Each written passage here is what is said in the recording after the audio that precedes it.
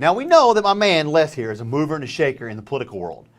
But I think it's worth noting that my own political star has been on the rise since coming on to Hey Kentucky. I mean, even the font below my name, I think they should put political analyst. So tonight, we debut a new segment, Ryan Lemon, Political Genius.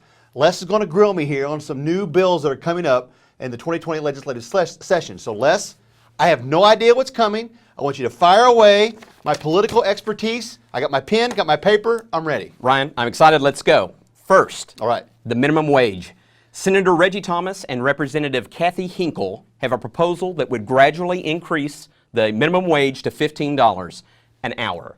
What do you say, sir? I am thrilled to death. I remember my first job, I made minimum wage. I think it was $3.15 an hour. How does that make you feel? So yes, go up to $15 an hour. I think it's worth it. I think they should increase the minimum wage. These people are barely over the poverty line making minimum wage right now. So I like Reggie Thomas and whatever her name is. I like their proposal. I say give it a big check mark. Go for it. Okay. Daylight savings time.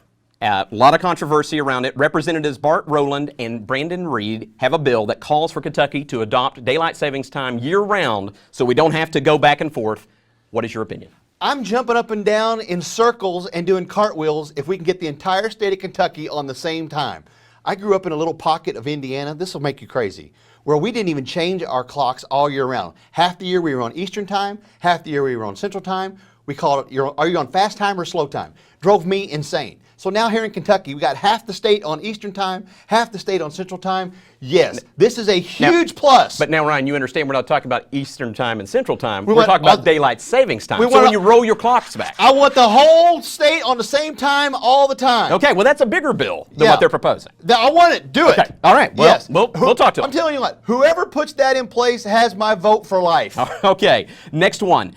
Representative Jane Tipton and Steve Sheldon have filed a 2020 proposal to ban holding your phone while you're driving and personal communication devices. What do you think? Yeah, I'm very guilty of this though, but it needs to go in place. You drive up and down the road or New Circle Road, everybody's got their one hand on the wheel, one hand on their phone. It's ridiculous. I'm guilty of it. Most people are guilty of it. We need to have stricter rules and laws in place because people are starting to have serious accidents about it. I think most people don't want more government in their lives, but at the end of the day, they know that this is one that its time has come and safety is a big deal. And correct me if I'm wrong, aren't other states have already laws in place that are really strict? Oh, yes, absolutely. Kentucky's way behind in this. Yeah, its time is coming probably pretty soon. Yeah. Corporal punishment. Representatives Steve Riley and Jason Demas are co-sponsoring a bill that would ban corporal punishment in schools. Should it pass? Whoa. I have a child who gets in trouble a lot in school, Les, and I'm all for punishment a lot. I was in trouble a lot in school, as a matter of fact. This is a good one. Corporal punishment in schools, I think you got to have it. I think kids get away with too much the way it is. I think we've been a little too lackadaisical and too easy on them, and we let them get away with too much stuff. I'm going to say let this bill pass, Les. We need this. We're getting too easy. So what you're saying is you're comfortable, even though you may not know necessarily who's doing the corporal punishment all the time, you're okay with somebody else maybe whipping your child? I think we have to. I think, yeah. That is a hot take there. I know it, but I'm just saying that I think we of course this comes on a day where I found out my kid skipped half a day of school. So maybe I'm thinking, maybe you asked me a question on a day where he should have got his butt whooped. Representative Derek Lewis is sponsoring a bill to establish a student loan forgiveness program for STEM programs for teachers in federally designated promise zones.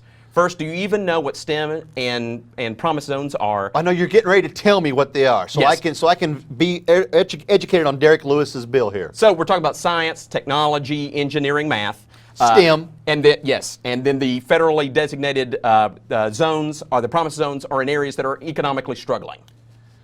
Eastern Kentucky, for instance. Well, of course we got to help these people. We got to help these students. So yes, this is going to be a great program. Now there are some people who would say you shouldn't do that because that gives an advantage to a teacher who wants to teach science and engineering.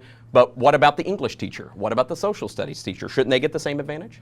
Well, yes, but if any way we can help kids in any way, shape, or form, I'm all for it. Any way we can help, especially in areas where education has been lacking. You look at our education numbers across the state, it seems like in Eastern Kentucky areas, they're lacking a little bit. So if we have programs in place that are going to help these students, I don't care what program it's in, I'm going to help them. I'm passing it. Great job, Brian. Don't take my job as a political analyst. Political analyst. Put that on the font underneath here. And the daylight savings time, Eastern Central Time Zone question, if I mess that up, I'm still for both of it. Okay. It doesn't matter. Yeah, okay. We'll just get them all on the same One time. time across the state. I like it.